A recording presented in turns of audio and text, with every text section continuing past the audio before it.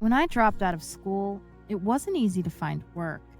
Nobody seemed to want to hire a girl with no qualifications. I was tired of applying for jobs advertised in newspapers and on the internet without receiving any replies. One day, I spotted an ad for a job that was not so tempting, but I really needed the money. The ad said they were looking for a live in babysitter to take care of 3 young children. It said no qualifications necessary. They just required someone young, responsible, and pretty. I called the number, and the phone was answered by a woman with a sweet and friendly voice. When I told her that I was calling about the babysitting job, she hired me on the spot. She didn't even want to meet me in person first, but she said she needed me to start immediately. I was delighted. The next morning, I drove over to the house to meet the family. As soon as I got there, I saw that the house was both beautiful inside and out. You could tell that the family was wealthy. The woman and her husband greeted me with broad smiles on their faces and introduced me to their children. There were 2 boys and a girl. Sebastian was 6 years old, Damien was 5, and Lenka was 4. The kids seemed to be nice, happy, and friendly. They were always polite, never fought with each other, and never made a mess. All they did was play alone or read a book. The parents announced that they were going out to dinner and wouldn't be home until late that night. They told me that the children had already been fed, so all I had to do was get them ready for bed. The mother gave me a phone number and told me to call her if there was an emergency. The father told me to make myself at home, and if I was hungry, he said I could take whatever I wanted from the refrigerator. After their parents left, the children sat down on the sofa to watch TV. They were very quiet and barely said a word. During a commercial, I was feeling a bit hungry, so I went into the kitchen to make myself a snack. As I was rummaging around in the refrigerator, I couldn't help but notice 2 large jars that were stuffed in the back of the fridge. Both of them were wrapped in plain brown paper and had a rubber band sealing the rim. I wondered what on earth could be in them. My curiosity got the better of me, so I took out one of the jars and peeled back the brown wrapper to take a little peek inside. It was full of long strips of fatty meat floating in a murky red liquid. I couldn't tell what kind of meat it was, but it didn't look like pork or beef. Just as I was about to put the jar back where I found it, I heard a noise behind me. It startled me so much I banged my head on the shelf above me. When I turned around, Sebastian was standing in the doorway, staring at me. "Put that back," he said. "That's not for you." The look in his eyes and the tone of his voice sent chills down my spine. "Sorry?" I muttered. "I was just looking for something to eat." Sebastian didn't reply. He just stood there, staring at me. I placed the jar back in the refrigerator and shut the door. Sebastian turned around and went back into the living room. I had lost my appetite, so I joined the children in the living room and watched cartoons with them. The news came on, and there was a story about a teenage girl who had gone missing. The police found her decomposing head in a dumpster. They said they had no idea what had happened to the rest of her. I was afraid the grisly news story would upset the children. So I changed the channel and told them it was time for bed. The kids didn't complain. They just walked up the stairs in single file and went to their bedroom. I put them in their pajamas and got them ready for bed. Then I tucked them in, kissed them all goodnight, and switched out the lights. When I went back downstairs, I was bored and had absolutely nothing to do. So I decided to watch a movie. I looked through the family's DVD collection. but all they had were cartoons and Disney movies. I wasn't in the mood for any more kid stuff. On the bottom shelf, I spotted some old VHS tapes. One of them had a strange title. It was M Girls? This seemed rather curious, so I decided to take a look at it. I put the videotape in the VCR and pressed play. Then sat down on the sofa and made myself comfortable while the video started. The first thing that I noticed was that it was a home video. The family must have recorded it themselves. The parents and the children were all laughing and looking like they were having fun. I was about to turn it off when I happened to notice someone else in the video. It was a girl who looked like she was in her late teens. It seemed like she was the previous babysitter. She looked very familiar. It seemed like I recognized her from somewhere. Perhaps she went to my school. Then it finally hit me. Oh my freaking God! I thought, it was the missing girl from the news report? My hands were shaking.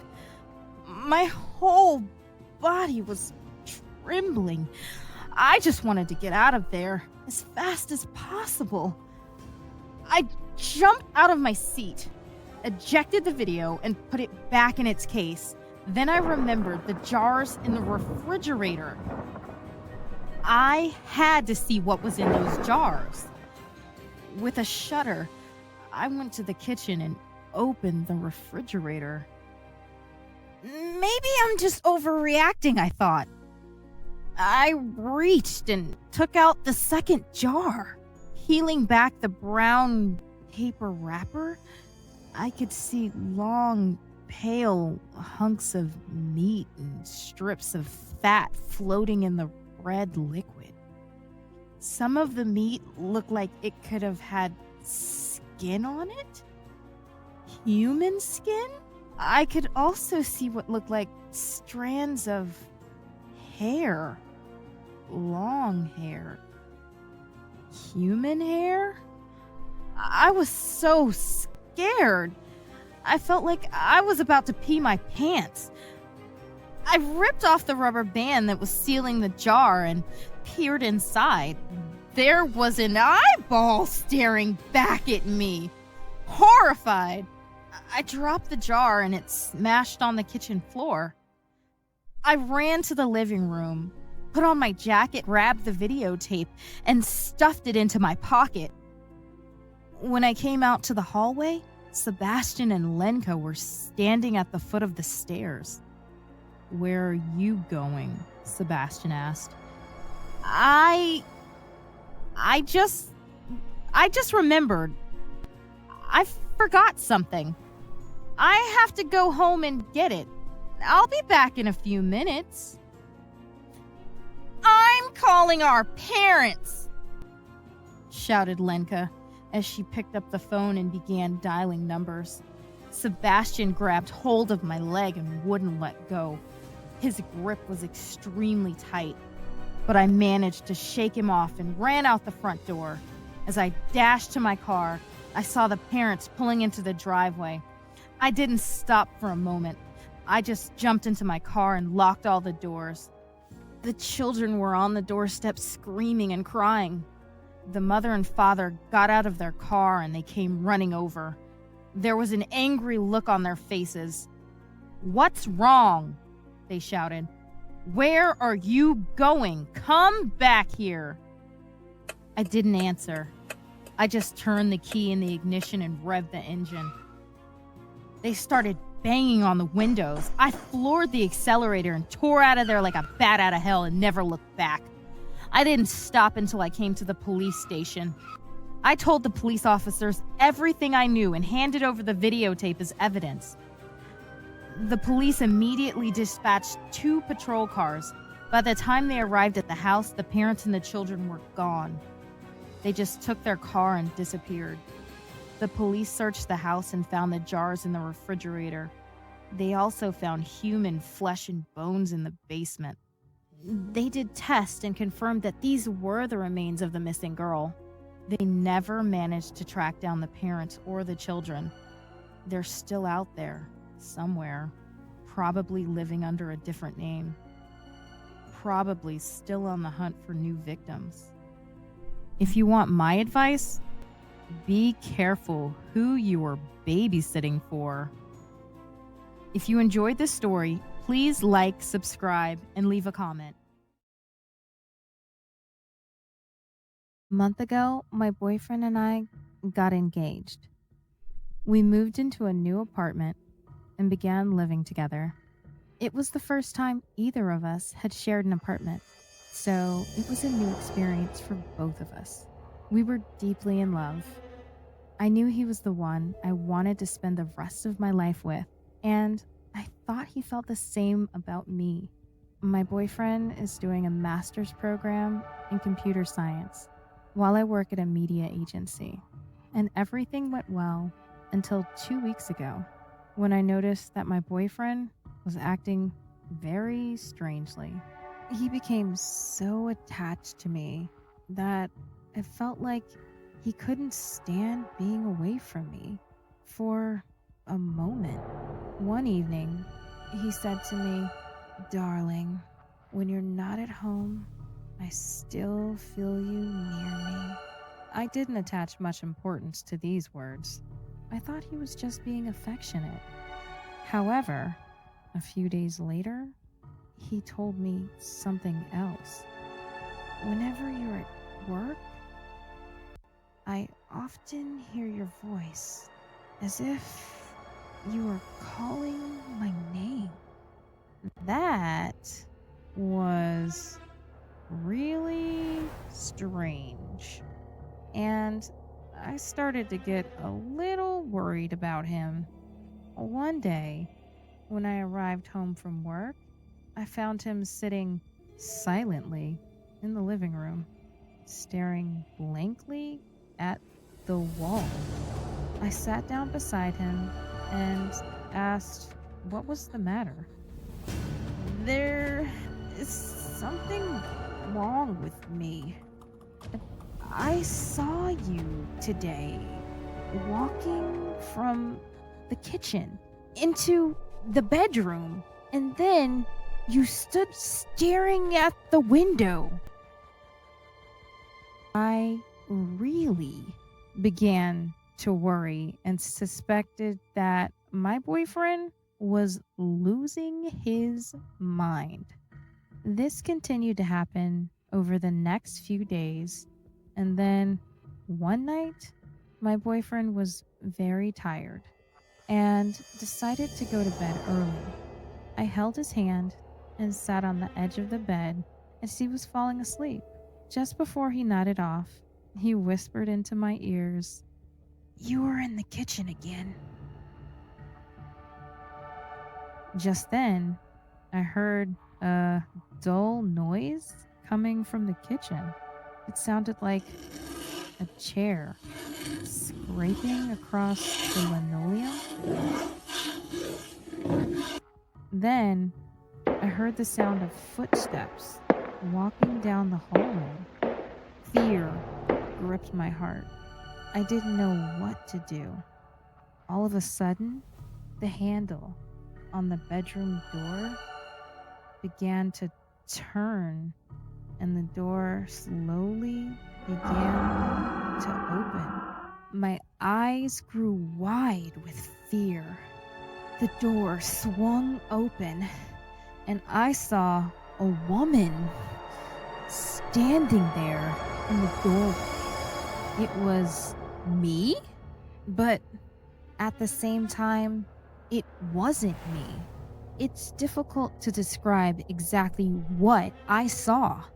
It was as if I was staring at myself in a mirror, but the other me had cold, lifeless eyes. She looked at me for a moment, then turned and left, shutting the door behind her. It took me a moment to recover from the shock, and then I sprang off the bed and ran after her. The hallway was empty. I checked the kitchen, then the bathroom, but she was nowhere to be found. The other me simply vanished. It was terrifying. And then, as I stood in the hallway, trying to figure out what had just happened, trying to convince myself that it was just a hallucination, I heard a faint voice coming from the kitchen. It was the voice of my boyfriend. "We are here to stay," he said. "Forever." My boyfriend wasn't in the kitchen. He was lying in the bedroom, exactly where I had left him.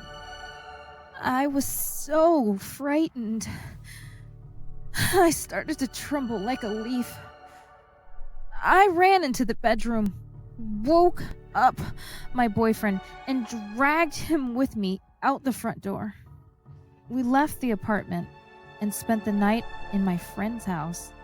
Tomorrow morning, we will go back to pick up our things and never come back. Hopefully, no one will be there.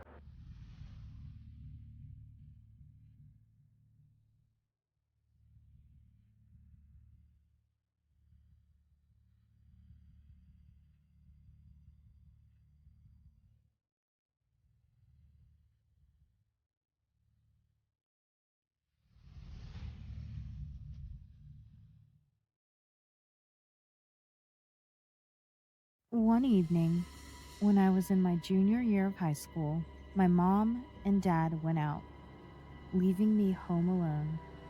I had a lot of homework to do, so I spent the whole evening sitting at the desk in my bedroom. My parents left the house around 6 p.m. While I was doing my homework, I put on my headphones and listened to loud music. My parents got back around 11 p.m. When I saw their car drive up, I took off my headphones.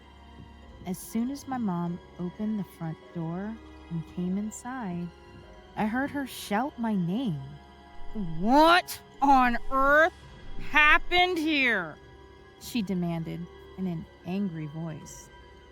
Confused, I ran downstairs. My mom was standing in the hallway with a furious look on her face. She pointed at the floor and yelled, "Was this you?" I looked down and saw that the carpet was covered in muddy footprints. I have no idea how those got there. I spent the whole night at my desk doing my homework.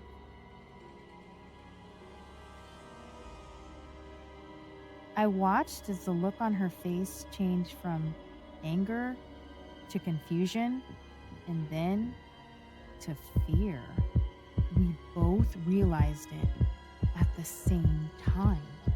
Someone else must have been in the house.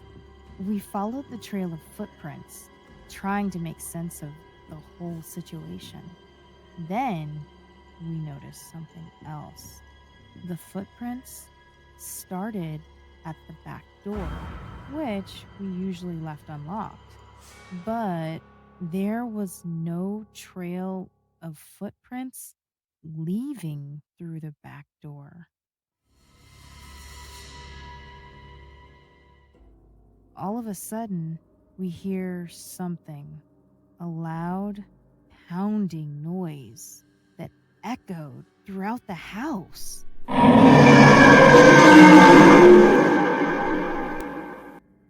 Then the sound of the front door being wrenched open and slammed shut again. We all ran into the garage and locked the door behind us. My mom took out her cell phone and called the police. Please come quickly! She shouted. Someone is in our house! After what seemed like hours, a patrol car arrived with 2 police officers, a male and a female. One officer stayed with us in the garage, while his partner went through the house, searching it room by room. When she came back, the female officer told us that there was no one in the house and it was safe to go back in.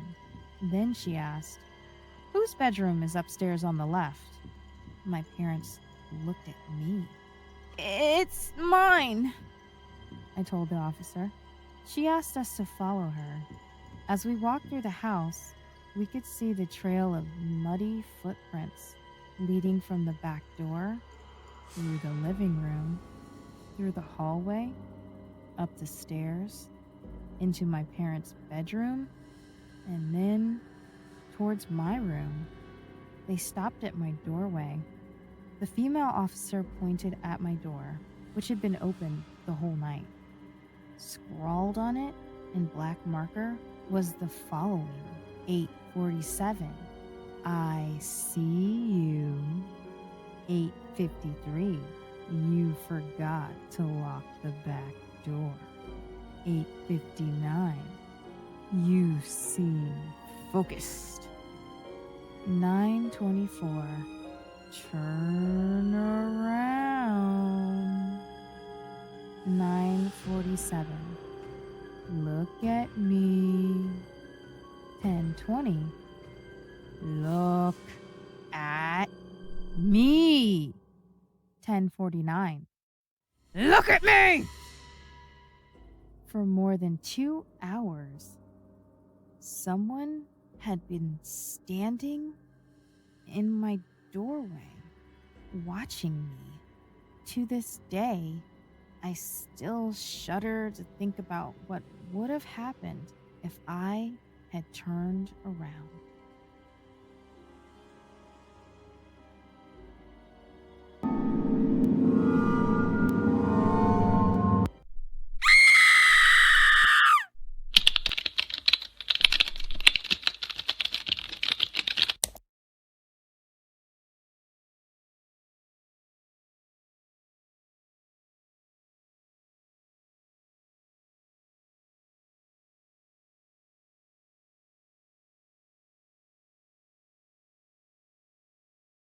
When I was 10 years old, I lived with my parents in a small, rundown apartment. We lived in a bad part of the city, and there was a lot of crime in the area. Our apartment was on the ground floor of the building, and it was badly in need of repair. Some of the windows were cracked and broken, and the doors never locked properly. Both of my parents had to work long hours just to make ends meet. One night, as I lay sleeping peacefully in my room, I was suddenly awakened by a strange scratching noise. Sitting up in bed, I strained my ears to listen, but I couldn't figure out where it was coming from. The bedroom was almost pitch black and the blinds were drawn, shutting out the glare of a streetlight outside. I got out of bed and made my way down the darkened hallway to my parents' room. "Mom," I whispered. "Mom, there's a weird sound in my room." My mom woke up and groaned. "Hmm, it's probably just a tree branch tapping against your window."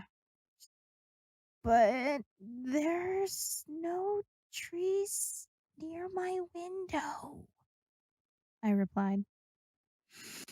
Leave me alone. I'm trying to sleep, she said. I reluctantly went back to my room, but I was still nervous and afraid. I got into bed, closed my eyes, and tried my best to relax. Just as I was about to fall asleep, I heard the scratching sounds again.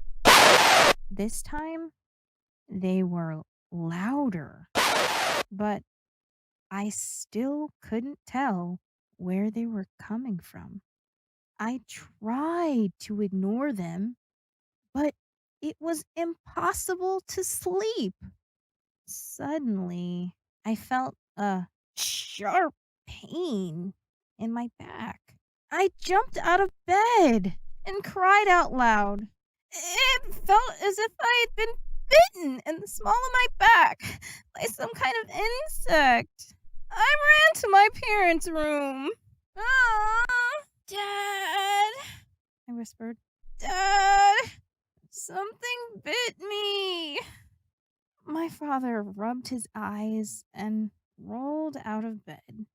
He examined my back and found a small puncture mark. There was 1 or 2 drops of blood seeping out of the wound. It doesn't look like an insect bite. Then what is it? I asked. My father didn't reply. Instead, he went to my bedroom and he switched on the light and inspected the bed. There was a small hole in the sheet, and some of the stuffing from the mattress was coming out. I know what happened, said my father.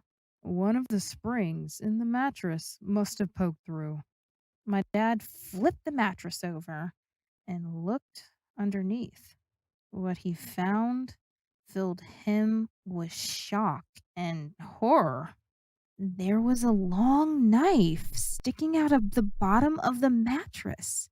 At the bottom of the bed, we found mud and dirt on the carpet. The bedroom window was unlocked, and outside, there were fresh footprints in the muddy grass. During the night, someone had slipped into my room through the unlocked window and lay in wait under my bed. The mysterious scratching sound I had heard was someone lying under my bed, stabbing through the mattress with a knife, trying to kill me.